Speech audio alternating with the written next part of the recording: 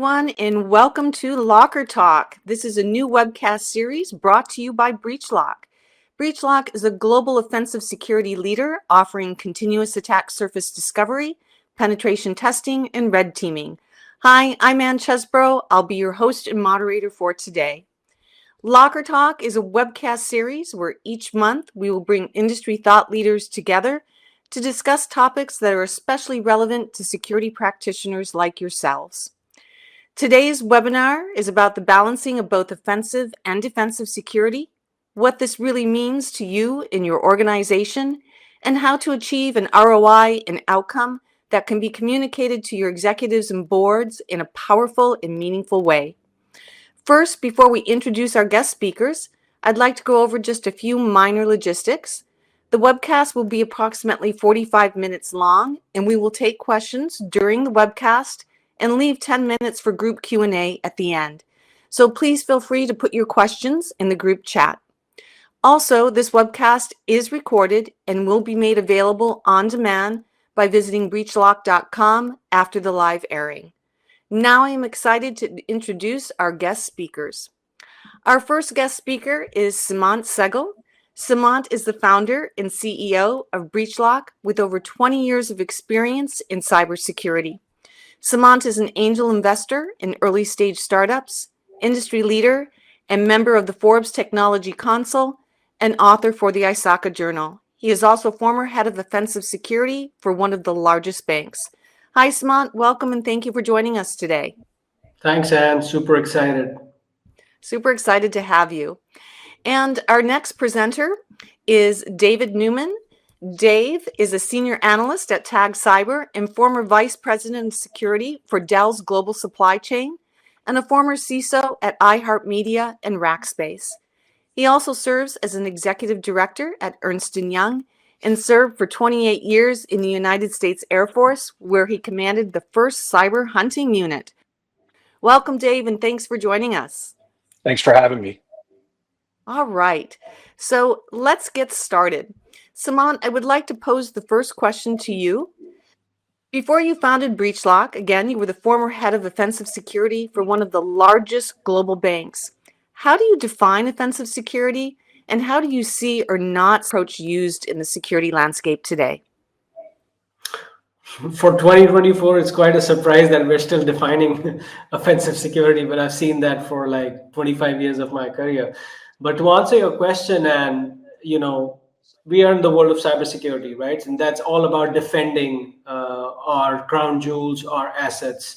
But then what are we defending against, right? And how do we know if we are defending them well? The answer to that is offensive security. It's basically a lens through which you view your defenses and you look at that lens from an adversary perspective, right? So that's what offensive security is.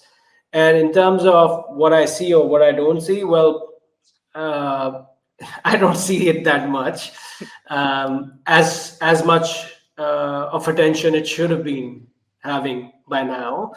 Also considering the fact that you continue to see breaches everywhere, despite the billions of dollars that we are investing in cybersecurity. So I'm particularly supportive of the topic that you've chosen for the first Locker Talk episode here, right? So I don't see it that much. In fact, I would not name the company. I was looking at a beautiful, security architectural framework that one of the largest brand names in the world, a tech giant, released, and the security team released that, and all with a good intent. But when I looked through all the pillars that they had offensive security missing. And then somebody did point out, one of a renowned industry analyst took the stage to point out, hey, I don't see vulnerability management or offensive security there. And the answer was, well, it's embedded between different processes, So as they say, the devil is in the details, but in this case, we always miss the devil, and the actual devils, which are the cyber criminals, end up having all the fun. So I would like to see it have its own place at the framework level, at the strategy level, and I completely missed that as of today. Sure. Thanks for that, Sam. Yeah, I've often heard offensive security as, taking the fight back to the attackers. So we'll talk a little bit more about that. So, Dave, as a former CISO for multiple companies, how do you see today's security solutions and offering from the CISO seat? What is working and what is missing? Yeah, well, first of all, thanks again for having me. I think this is an incredibly important topic and an opportunity for us to think differently about what we're trying to achieve. I'll start first with what I think is missing. Um, we we at TAG track on about 4,800 pure play cyber vendors in the industry. There's probably around 3,000 too many. There's lots of duplicity in those kinds of things. We believe also that we've created this inertia of just buying technology and then it's just going to work, right? And so this idea of technology will fix my problem um, is missing the idea of an operational methodology, and that's the way you think about it. So you guys are thinking about an offensive mindset, which is this is how the bad guys are thinking about how they're going to hurt us. Perhaps this is the way we should think about it, and it shifts towards that more proactiveness. I think that what we have today is that we have some key leaders and organizations that are starting to adopt this. They're also recognizing that what is necessary is a cohesive way of bringing together the technology that they own, a fabric on which to operationalize it, and making sure it's optimized against the threats that they know that they're going to face, and really focusing on how do they make the people better that are responsible for reducing that potential risk of material damage to the organization. So, not only as a CISO, but mostly influenced by my military career, there's a tagline we used to use, if you want to call it a tagline. It's not the weapon that makes you lethal, it's how you sling it that makes you lethal. And I think that that's what Sam is and BreachLock are talking about. How do you know? How do you know that the capabilities that you've employed are going to be effective against sophisticated, or in some cases even non-sophisticated adversaries? And how do you create that predictable and repeatable operational cycle that is really aimed at continuous improvement to making sure you're maximizing your investment? Sure. Hope that makes sense. Yeah, absolutely. Sam, did you want to comment on that? No, I think I fully agree to what Dave said. And, this question is in every board, the one that he alluded to in the end, like, how do I know? Or what's my, what's my status? So, yeah, I think his experience speaks a lot about all the stories that he would have witnessed firsthand in answering these kind of questions. And, my previous life has been pretty similar. So fully agree. Yeah. And Sam, to understand why offensive security is important, I think it's helpful to compare it to defensive security measures. So what is offensive? What is defensive? And how do you compare the two in terms of how they're currently used? So look, I think the defense is very natural, right? I mean, if you pick up the topic of cybersecurity, it's pretty natural that you think about all your defenses, because that's where it all starts. Of course, if you ask the security practitioners, they will say, no, that's not the right answer, because you always think about business. And, for most of my business partners, security is always an afterthought, right? So that's the other side of the story. But let's say, if for security practitioners, out of our own interest, it's very natural to think about the defense, right? If it's a WAF for an application, if it's a perimeter firewall, if it's an EDR. I mean, there's like check boxes that we've all fallen in love with that we naturally think about. However, offensive security is an actual afterthought, right? Because look at the way how we approach offensive security today, right? And compare it with how a real hacker would approach it, or how they actually do. In fact, you don't have to think about it. They've shown you that they right. do. So, when I was on the CISO side of the table, our risk department would go like, okay, fine. What are your critical assets? How many times a year have you pen tested the criticals? And, so on and so forth, right? Now compare it to how an attacker looks at you. They just do an attack surface scan of what you've got, and they find a marketing website that is registered outside your own hosting or data center at a third party because a marketing guy just thought that he could do that, right? And it does have your bank's logo on it. And if that was to be the stepping stone, that's the easiest to hack, then the hacker would use that, right? So when I draw parallels with, like, okay, defense comes very natural because it's like the 10 things I need to do, and how I should do it, and how I should implement the controls, and how I should implement then the offensive security controls. Like I explained, go to the criticality list and see the most criticals tested, once every year, and the ones that are in low criticality for the data classification, we'll do that once every 3 years. 3 years, that marketing website is going down, right? So before that, somebody took advantage of it. So I think it's more a mindset problem that is there. And look, if you want to fix the mindset problem sustainably, I'll come back to my previous point. You have to embed it in your strategy. So a good starting point is it needs to have its own place. You can't just get away by saying, I'm moving security to the left, right? Yeah, you're moving it to the left, but we all know it'll be left out by the end of the day, right? Because what are we talking about? Vulnerability management has been there forever. So the different tools, the different scanners, the way you deploy them in cloud, DevOps, or on-premise solution, that is not the problem. The problem is that you are leaving an important part of your cybersecurity strategy out and saying that, the devil is in the details. So read my policy at page number 15, at alinea number 4, there is a small mention that you need to do a pen test, right? You need to reverse that order and basically ask yourself a question. Okay, fine. I've spent these many $1 million on people, process, technology from a cybersecurity perspective in the last quarter. And now let me see what my ROI on that is, right? And that's where you start fine-tuning the knobs, and the whistles will get you to a maturity stage where you start to look at your own defense just like a hacker would, and not how your risk manager is telling you to look at. Yeah, that's exactly it, Sam. We have a tendency, offensive security as an afterthought, and let's give them a report and a checklist that says, we have 10 high, 20, critical, and that means nothing to the board, right? And we're going to talk a little bit about that later and how to, serve up offensive security and that value. So that brings me to the next question, Dave, for you. How do you see the differences in terms of their value when we are talking about, an MDR, EDR, and then we go to penetration testing and attack surface management? What are those differences in terms of value?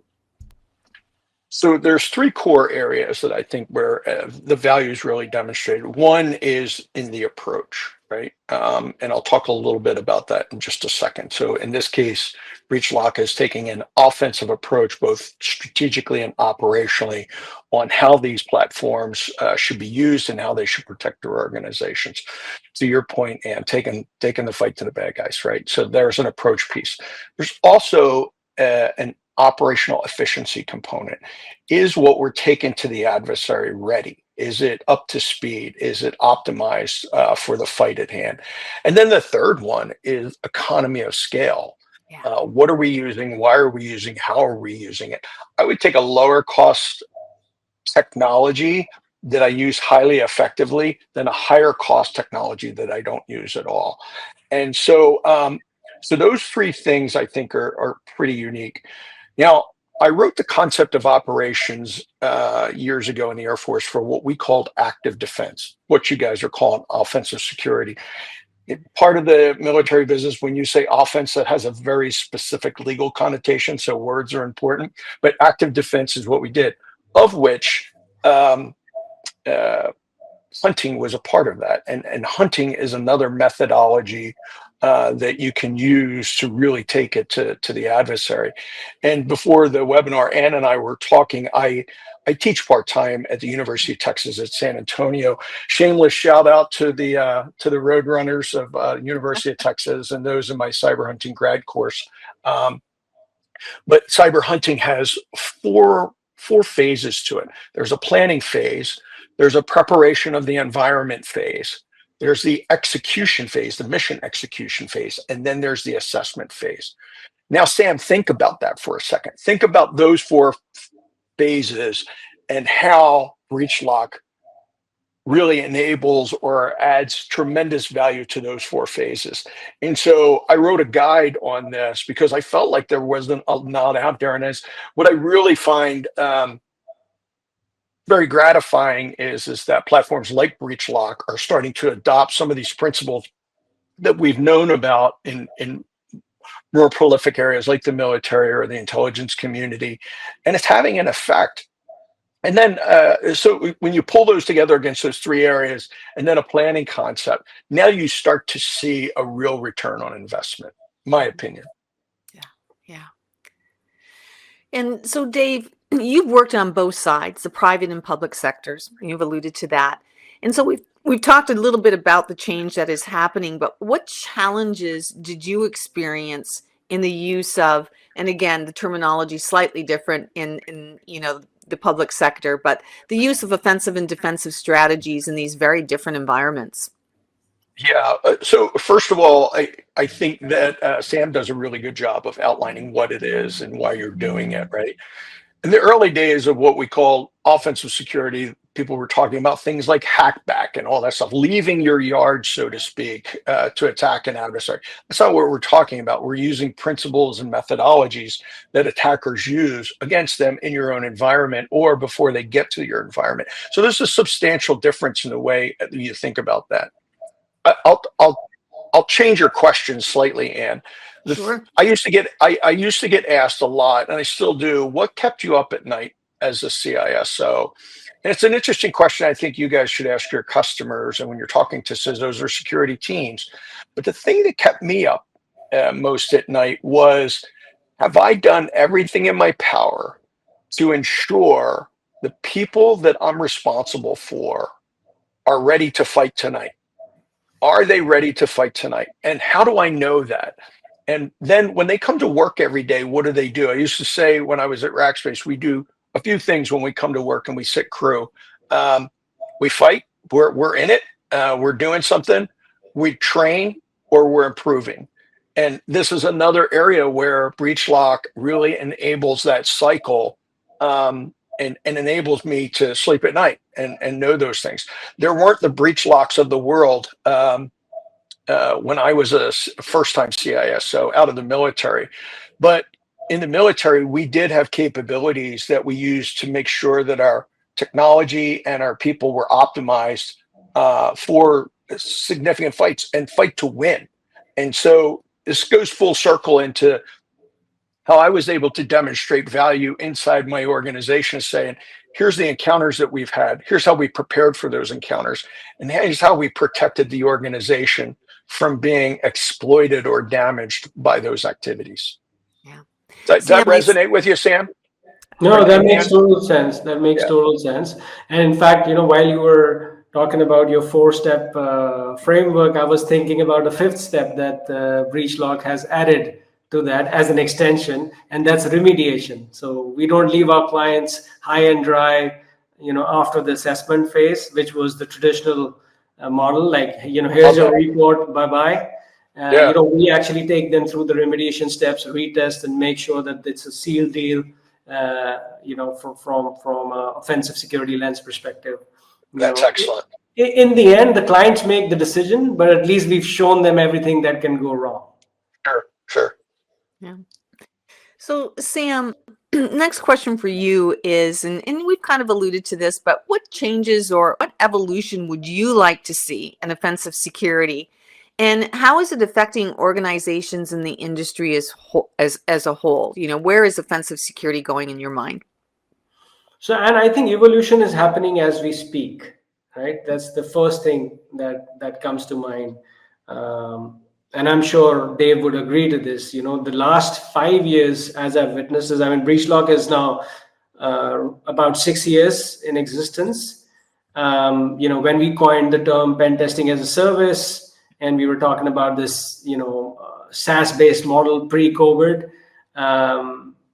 there was not much chatter about this kind of a method. Everybody was still used to having the consultant come by, give them a coffee, here's your badge, here's your system, now tell me where am I broken, right? And the question I posed to the CISOs was, that's fine, you've been doing it for the past 15, 20 years, but when was the last time you had a security incident where you invited the hacker from 2 continents away, right, into your office, gave them a coffee, a badge, and say, show me how this can be broken, right? So I think it's evolved a lot. Like you now are having a webinar here with the PTaaS company, with CISOs, vouching for that. There's more than a few $100 million that have gone into offensive security startups like us, which is a testimony to the innovation that's happening. The third thing that I think is happening now is a lot of regulations are picking this up, right?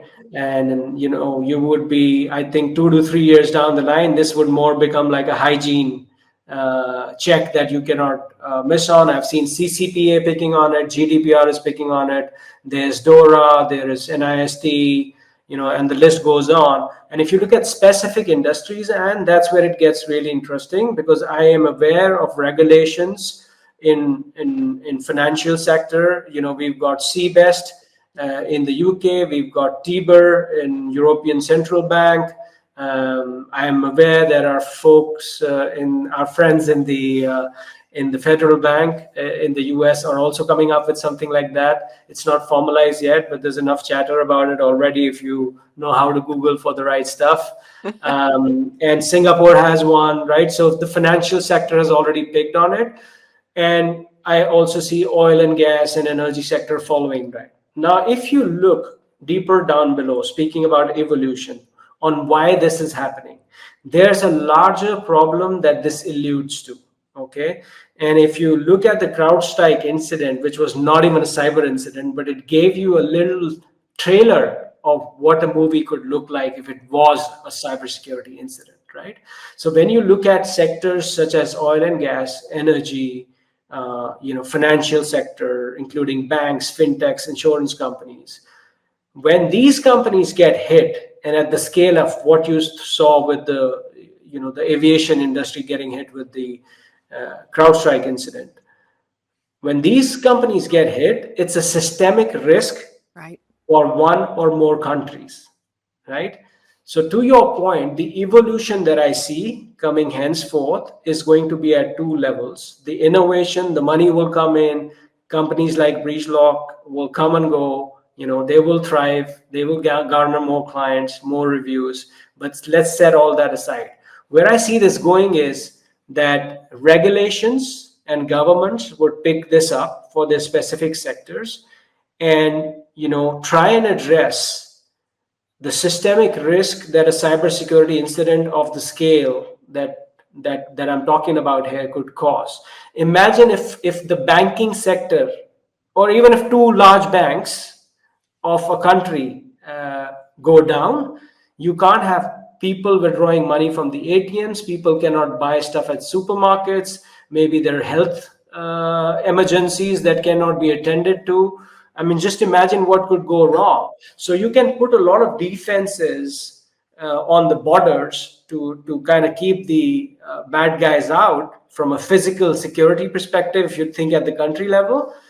But those borders would not mean anything 5 to 10 years from now, right? And I think that's where the onus on professionals like me, Dave, the industry, that's where the onus belongs, and how we can work with the regulators to be able to propel the offensive security thinking possible, to strengthen our defenses, or not even to strengthen our defense, to at least know where we score right now, because you can't improve something you cannot measure. It's as simple as that. And, we just have a tendencies in the industry of pumping money in. And, when it's like 3 years, then people like us and the cybersecurity industry, or the marketers, They come up with a new term like APT or this or that, and then everybody just follows that trend, and then money's all pumping in there, right? So I think offensive security is also a way to kind of break that cycle, that commercial cycle, and start to focus your funding on stuff that really matters, right? So that's where I would like. I don't know if it'll evolve like that or not, but with the practitioner deep down in my heart, that's what I would like to see. Yeah. Let's Can hope I can so. I can I add something to that? Is that okay? Sure. All right. So when CISOs are thinking about what they have to buy and where they're going to put their limited resources, there are three kind of areas that they fall in. Things that they must do, right? This is the regulatory obligations that Sam is talking about. There's things that they can do. What can I do with what I have and what I own? And then there's things that I want to do, which usually doesn't go very far with the limited dollars that they have. So that's how they think about it. And typically at a very high level, how budgets come together inside those things. And if you have made an investment in something that is not going to allow you to adapt to a new regulatory obligation or a legal requirement, you're in real difficulty, because that means you need more money and you need to do that. And one of the challenges that CISOs face is that most of their budgets look like a hockey stick, right? And they go up and out into perpetuity. The value proposition here needs to be that you're able to communicate how you've rationalized your portfolio and gotten every drop of the juice out of the squeeze that you've done. And so for that, you need to make sure, and then keep an eye on where the regulations are going so that you're able to adjust and do what you're doing there. There are also things, because we know and we hear it every day, that we face emerging threats. But when you're talking about technologies that are being adopted that are maybe not threats in themselves, but could be, like artificial intelligence. You're not cool unless you're saying artificial intelligence today. But these are the kinds of things you need to think about. So this enables an offensive approach, and a platform like BreachLock allows organizations to think around the corner, so to speak.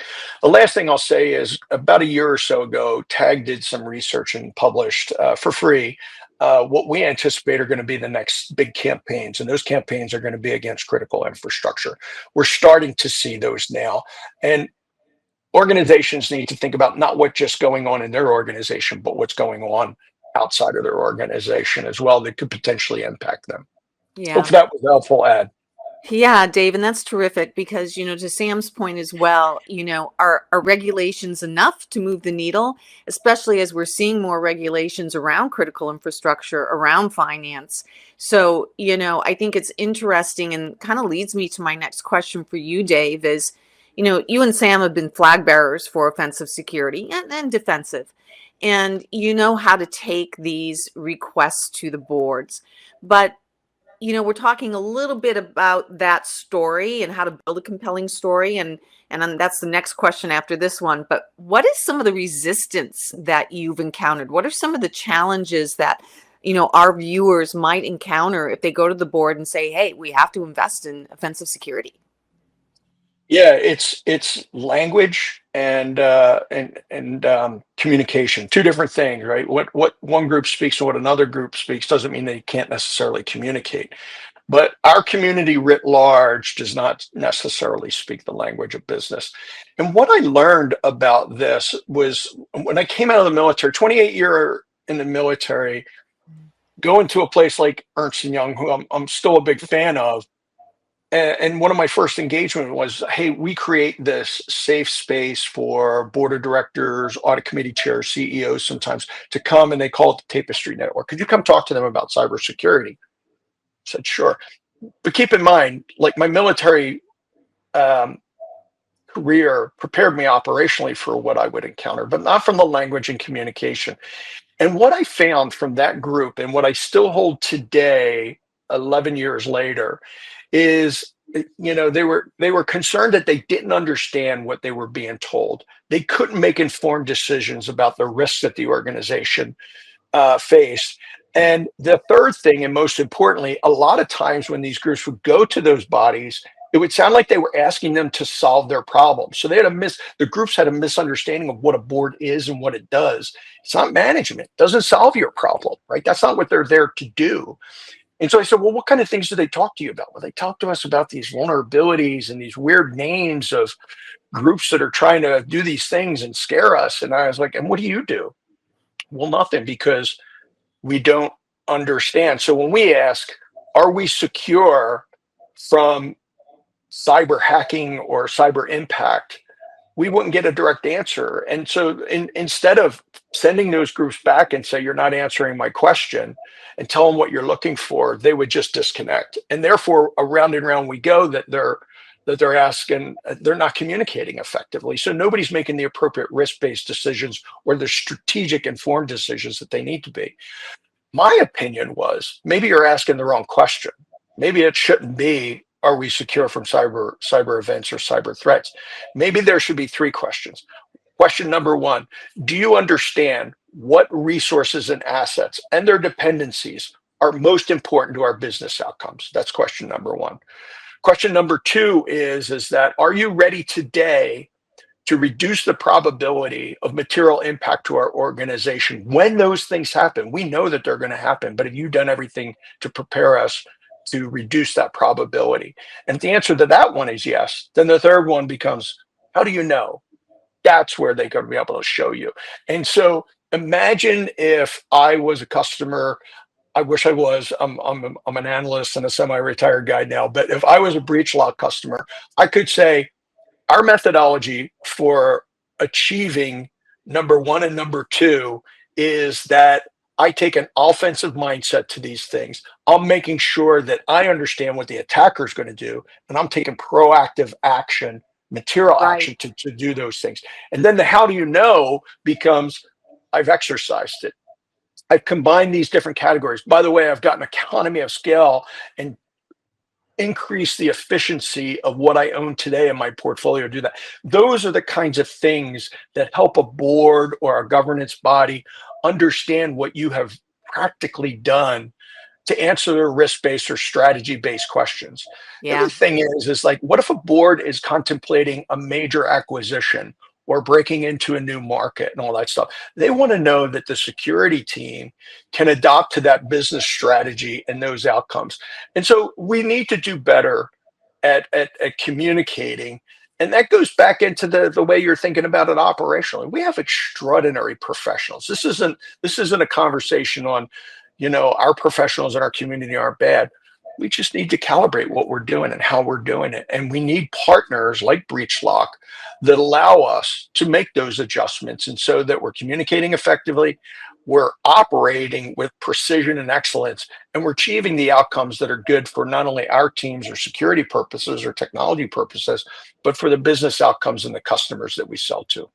Yeah, those are excellent points, Dave. And I know we're kind of nearing the Q&A, but I want to get to Sam based on that. And, how should organizations make a case for investing in offensive security? What tips can you provide?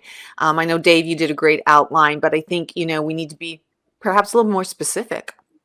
Yeah, so, and I'd speak to, as a former head of offensive security, to other professionals that are basically signing the checks, right? And sometimes they're struggling with having the money to show their organization more than they would wish to in terms of what offensive security can do.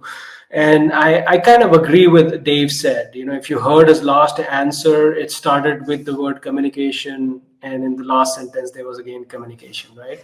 So I can relate to it. And what was a game changer for my time with the bank is I quickly understood, speaking to these country heads, the CIOs, and the CEOs of different countries, I understood a few things. I understood, one, that they have very less time.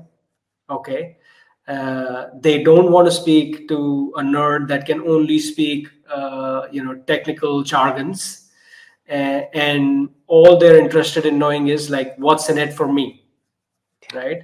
So I think the onus is on professionals like us to be able to speak in that language, and it all starts with getting their attention. Okay. And the way I used to do this in my previous avatar was, I introduced a concept of scary movies. So I went to the board and before I even opened my presentation, I said, I have a scary movie that I would want to show you, right? And then it would end up being a scary movie because they would see the world falling apart right in front of their eyes. And then the obvious question, after the movie ends is like, is this really possible, right? And that's where professionals need to be ready with all the answers in terms of figuring out what part of that is factually correct and what is fiction. Like, so this is what we did and this is what we can do. That part needs to be crystal clear because you can lose them on facts then. So with something like this, you have their attention. Then they're going to go into the validation phase, right? So they would validate if you have your facts correct and if you're able to communicate with them. If they're plugged into your cause, my experience has been the board, the country heads, they would all come and back you up, right? They know how to get the money. Money is not the problem. There's always money lying around that's getting wasted, and every C-level executive has that notion that this is something I can increase the efficiency of or put it to better effective use. Those buckets are in every financial spreadsheet, right? And once you create the urgency with the technique that I just shared with the audience, they would quickly move that Excel spreadsheet line item to your bucket, right? And so here's some practical tips from me. Look at what your crown jewels are, right? Where is the organization going to get hit the most? So let's say it's payment systems. Keep aside your data classification policy, look at it from an attacker's perspective. If it's a legacy system that nobody cares about but is part of your internal supply chain, go after that system. Okay, compromise that system, show it to them that this is a legacy system, it's number 2 or number 3 in the data classification matrix. We are not paying enough attention to that, but we need to have we need to get our act together on this one, because if I compromise this one, I can go to this and this. I'll give you a real story here. I was in a boardroom once, and I'm not telling you the flip side of the story in terms of where it can go wrong. I'll keep it really short. So I did not do it perfect on my show day one, and I've learned this the hard way, but I'll give it away for the audience here.